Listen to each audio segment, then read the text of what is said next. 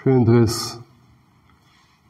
სახარებაში მოვისმინეთ უწყება სასუფეველის შესახებ. რა არის ის ნეტარი ადგილი საუკუნო ცხოვრებისა, რასაც ჩვენ წმინდა ეკლესია გვთავაზობს. სამოთხე სულიერი ნეტარება, მთელი ჩვენი მიზანი, ცხოვრების ძალა მიმართულია აი აქეთკენ.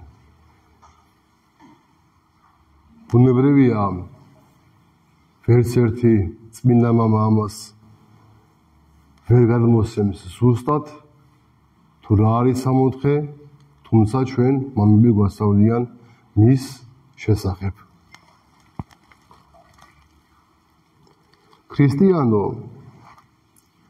წარმოიდგინე ამ ქვეყნიური ბედნიერება, დიდი ან პატარა, სრული ან ნაწილობრივი. მაგალითად, მთელი მსოფლიოს მეფე, მონარქი რომ იყო, ბრძანებელი ყველა ოლქისა და მტერი არ ყავდეს, არ იავადყოფო, იხარო, სევდა არ განიცადო, იყო მშვენიერი, მდიდარი, სახელოვანი. სწორედ ესაა ყველაზე დიდი და შესაძლო ბედნიერება დედამიწაზე. მაგრამ ეს ყოველივე ბედნიერება არ არის, რადგან რამდენიმე წელიც უნდა იცხოვრო, ოდესმე მოკვდები და ყოველ წუთს სიკვდილისა უნდა გეშინოდეს.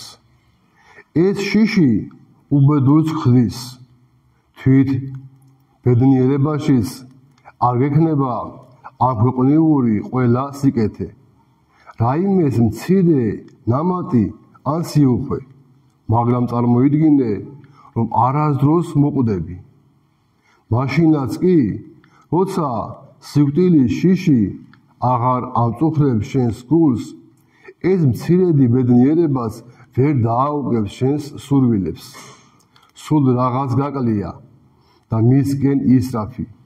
ბედნიერი ხარ, მაგრამ უფრო დიდი ბედნიერება გინდა. ეს ზედმეტი ბედნიერება უბედურს ხდის მაშინაც კი, როცა უკვდავი ხარ. თუ მოკვდავი ხარ, ყველაზე დიდი ბედნიერებაც უბედური ხარ და უკვდავი მცირედი ბედნიერებით ხარ უბედური. ხოლო ყველანაირი ბედნიერება რომ ქონოდა, როგორცაც შენი გული ისურვებდა და არც სიკვდილისა გშინებოდა, რა ცხოვრება იქნებოდა ეს? ბედნიერება ქონდა, სიმდიდრე და მათი დაკარგვისა არ გეშინოდა, ჯანმრთელი ყოფილიყავი და ავადობის შიში არ ქონოდა, არ შეეწუხებინე შურს, ნებას არ დაემწუხრებინე, ვერ მოეტაცებინე სიკვდილს, მარად ნეტარი ყოფილიყავი.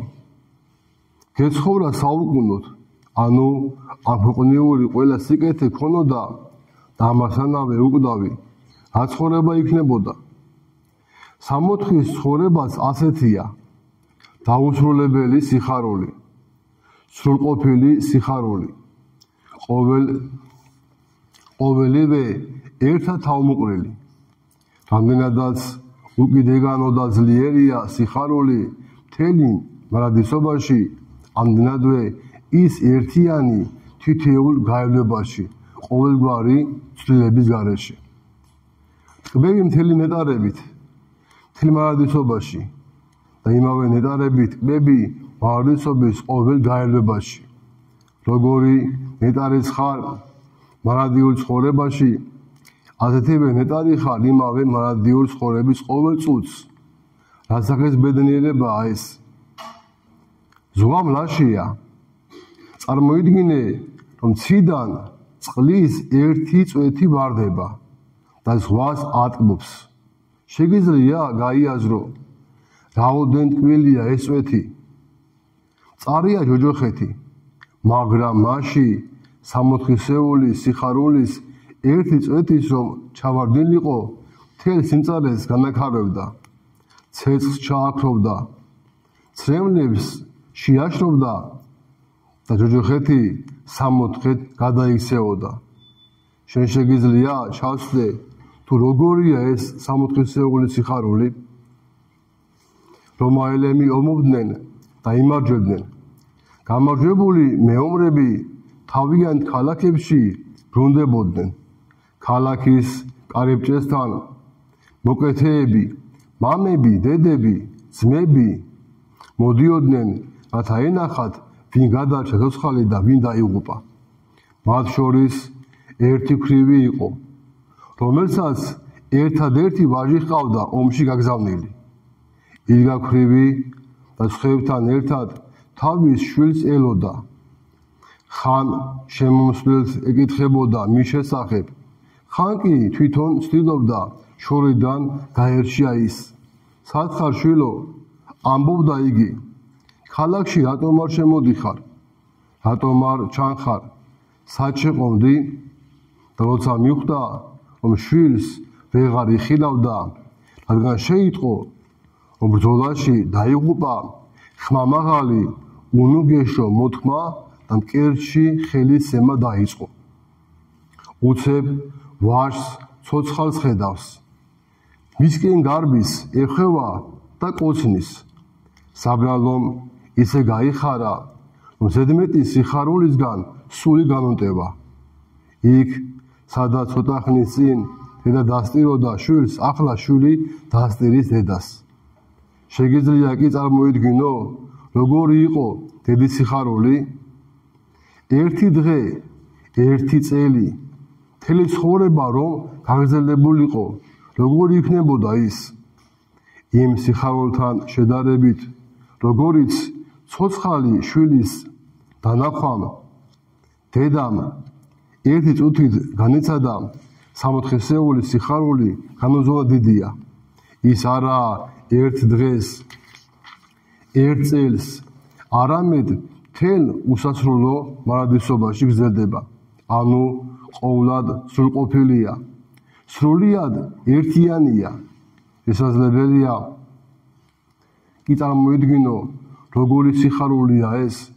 უფრო მეტიც სიხარული, რომელსაც ვერაფერი წაგართმევს, ვერც მტრის შური, რადგან იქ სამყარო უშფოთველია, ვერც ბედუღუმართობა, რადგან ირგვლივ უწყვეტი ნეტარებაა, ვერც სნეულება, რადგან უსვლელი ჯანმრთელობაა, ვერც სიკვდილი, რადგან ცხოვრებაა დაუსრულებელი. უსასრულოდ უხაროდეს გულთა თქვენთა და სიხარული თქვენი არავე მიიღოს თქვენგან. სამოთხე უკვდავი ცხოვრებაა.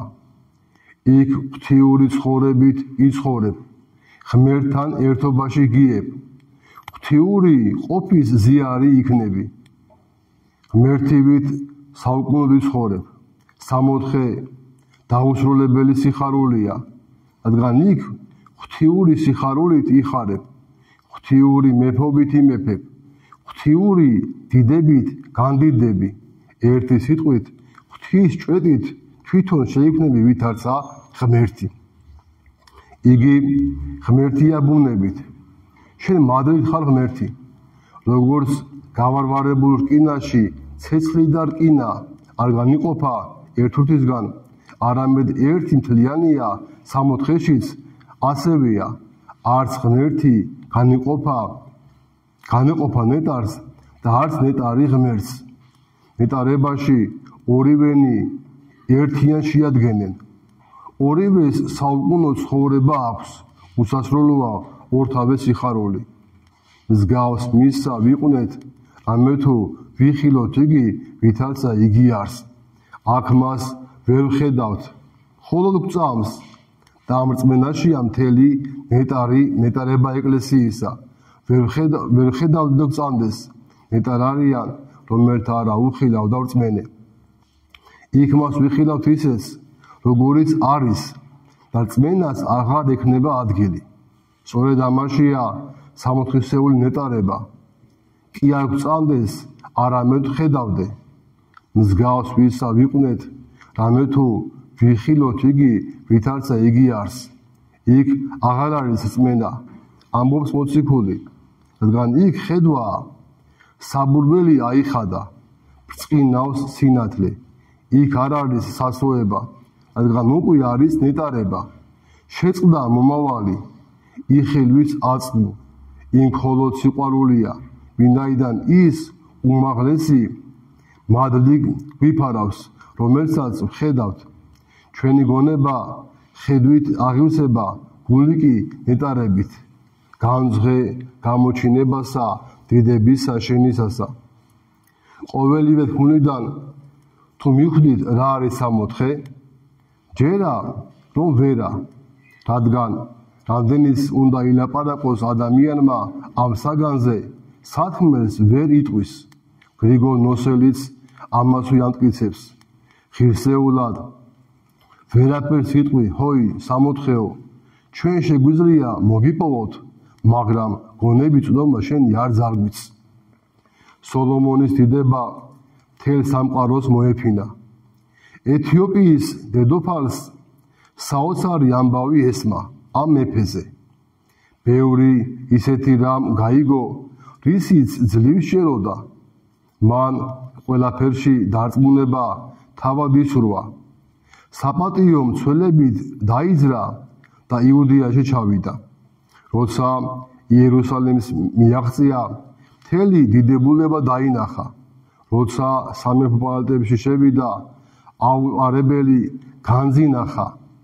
როცა მეფე სოლომონის წინაშე წარდგა, მისი სიდიადე იხილა და უდიდესი სიბრძნე ისმინა. და უთხრა, ჰოი მეფეო, შენს სიდიადაზე საკვირველებანი მსმენია, მაგრამ არავის იმჯეროდა, ვიდრე არ მოვედი და ყოველივე ჩემი თვალით არ ნახე. ახლა კი ვხედავ, ჯერა მიკვირს და ვოცდები. გიცხადებ, რომ რამდენსაც ხედავ, იმდენი არ მსმენია. ხედავ უთვალავ საგანს, რომელთა შესახებაც არაფერი უთქვამთ, მაშინ, როცა შენს შესახებ მითხრობდნენ. ქრისტიანენო, ბევრი ვისაუბრეთ სამოთხეზე, ბევრს საუბრობენ მასზე წინასწარმეტყვენი, მოციქულნი, მასწავლებლები და თვით ქრისტე. ყველაფერი დიდებული, ამაღლებული და საუცხოა. დიდებული ითქვა შენთვის ქალაქო ღვთისაო. ჩვენ ის კი არა, რომ არ გვჯერა ამისა, არამედ ყველაფერი არ გვესმის. ჩვენი გონება შეზღუდულია, არ შეუძლია ამის დატევა. ის მეტისმეტად მძიმეა და ასაფრენად ძალა არ შესწევს. როდესღამ გავხდებით ღირსნი ზეციური იერუსალიმის უქმნელი სილამაზის ხილვისა, როდის ვიხილავთ დაუღამებელ ნათელს, რომელიც საუკუნო ნეტარების დაუსრულებელ დღეს ასხივოსნებს, როდის ვიხილავთ ანგელოზთა დასებს, წმინდანთა სახეებს, მოწამეებს, ღირსებს, მართალთა, რომლებიც ზეციურ სავანეთა ნეტარი ცხოვრები არიან, როდის ვიხილავთ ანგელოზთა დედოფალს, ღვთისმშობელ მარიამს, დაბრძანებულს მარჯვენით ღვთისა და ბოლოს თვით სამწყინვალე ღვთაებას, თვით ღმერთს, გულისყური მივაყოთ ბუნებას მისი არსებისას, რომელსაც არც დასაწყისი აქვს და არც დასასრული. მისი სამი ჰიპოსტასი გავჭირდოთ, მამა, ძე და სულიწმინდა, რომლებიც სამია, თუმცა ერთია ღმერთი. როცა მის ყოვლად ძლიერებას, სიბრძნეს, მადლს მისას, დიდებასა და სიდიადეს გავეზიარებთ, მაშინ მივხვდებით რა არის სამოთხე. მაშინ ვეტყვით მას, ღმერთო ჩემო, ბევრი მსმენია სამოთხეზე, მაგრამ მოსმენილი იმის ნახევარიც არაა, რასაც ვხედავ. მრავალი რამ მსმენია, მაგრამ ვერ ხვდებოდი, ახლა კი ყოვლის მხილველს მესმის, ხედავ და სიხარულით აღვივსე. ვნეტარებ და გავენდიდები, ასეთია სამოთხისეული დიდება, მე კი რარიგად მიყვარდა დიდება მიწიერი, განა სულელი არ ვიყავი, რომ ათასობით სოფელი არ მოვიძულე ერთი სამოთხის მოსაპოვებლად, ასეთია ცხოვრება საუკუნო, მე კი ისე ძლიერ მიყვარდა რაღაც დროებითი ცხოვრება, განა სულელი არ ვიყავი, რომ არ გავწირე ის ათასობით ცხოვრება, განა რათა მემკვიდრეობად ეს ცხოვრება მიმეღო, განა სულელი არ ვიყავი, რომ როცა ასეთი სამოთხის და ასეთი ცხოვრების დაკარგვის საფრთხის წინ ვიდექი მხოლოდ იმისთვის, რომ ბილწ მეძავთან თავი შემექცია, ხარბი ვერცაც მოყვარეობა დამეცხრო, ჩემი საძაგელი და ბინძური მიდრეკილებანი დამეკმაყოფილებინა, მაგრამ ვადლობ შენს მოწყალებას მერთო ჩემო, რომ ხსნილი ვარ ამდენი უბედურებისაგან და ახლა იმყოფები სამოთხეში, სადაც უკვდავი ცხოვრებით ცხოვრობ და უსასრულო სიხარულით ხარობ და ასე თქმას იმიტომ შევძლებთ, რომ მივხვდებით, რომ ვიხილავთ აქ კი სადაც ვერ ხედავთ და ამიტომაც არ გვესმის, შეგვიძლია ვთქვათ, ხოი სამოთხეო, ჩვენ შეგვიძლია მოგიპოვოთ, მაგრამ გონები წვდომა შენი არ ძალგვიც, განა ეს შესაძლებელია?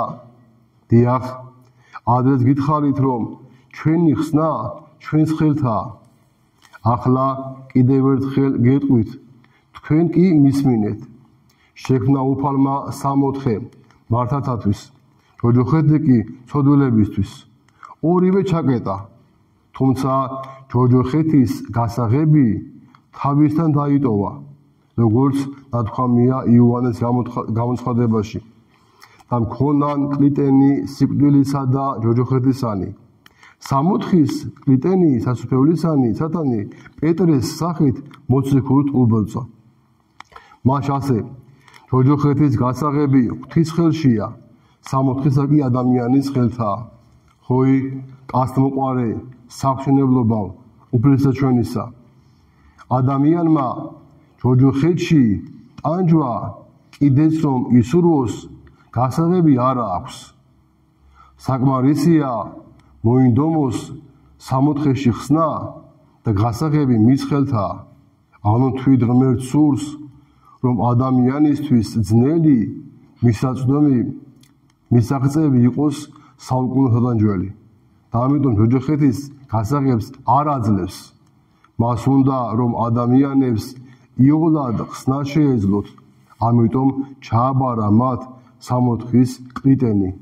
კლიტენი სადასასრულისანი, ხოი სამოთხევ, ჩვენ შეგვიძლია მოგიპოვოთ, მაგრამ გონების წვდომა შენი არ ზარგვიც. ყურადღება მიაქციეთ, ის ამბობს, მოგცეთ გასაღებნი. განა არ შეეძლო ეთქვა გასაღები? განა სამოთხე არ გაიღება ერთი გასაღებით? ის შეიძლება ჩვეულებრივი რკინისა, ოქროსი და ხისაც კი იყოს. ასეთივეა სამოთხის გასაღებიც. ამიტომაც ამბობს გასაღებნი და არა გასაღები. ხის გასაღები უპოვართა გასაღებია. სამოთხის გაღება და ცხონება მას თავისი სიღატაკით შეუძლია. ოქროს გასაღები დიდრის გასაღებია. მას სიმდიდრით შეუძლია ის გააღოს და ცხონდეს. რკინის გასაღები კი საშუალო ადამიანის გასაღებია, რომელიც არც მდიდარია და არც ღარიბი. მასაც შეუძლია სამოთხის კარის გაღება და ცხონდება, ასე რომ ცხონება თითოეულ ადამიანს შეუძლია. ხოი სამოთხევ, ჩვენ შეგვიძლია მოგიპოვოთ, მაგრამ გონები წვდომა შენი არ ძალგვიც. ამინ. რა თქმა უნდა, ესეც ძალიან მცირეა. როცა ჩვენ სამოთხეზე ვსაუბრობთ, რაც აქ მოვისმინეთ, მაგრამ ადამიანს წარმოდგენა შეუქმნის, თუ რა არის სამოთხე და ჩვენ რისთვის ვიღწვით. და ღმერთმა მოგცეს მუდმივი ძალა იმისი, რომ ადამიანი აი სამოთხისთვის იუწყოდეს, როგორც აი ამ საკითხავში იყო, მან ყოველივე დაუტევოს იმ მართალი სამოთხის მოპოვების მიზნით, როგორც სახარებაშია, რომ ვაჭარი, რომელიც დაეძებს განსაკუთრებულ ქვას, დიდს, გამორჩეულს, მას თელი ცხოვრება ეძებს, როცა მას იპოვის, ისწავლა ყველაფერს გაყიდის და იმ მთავარ ქვას მოიყიდის. ასე ვარ ჩვენს ადამიანი ყველაფერს უტევებს სამოთხის სიყვარულის და იმის მოპოვების გამო. ღმერთმა ამის სადა და მიჭი მოგცეს. ღმერთმა დაგლოცოთ და ღმერთმა გაკურთხოთ.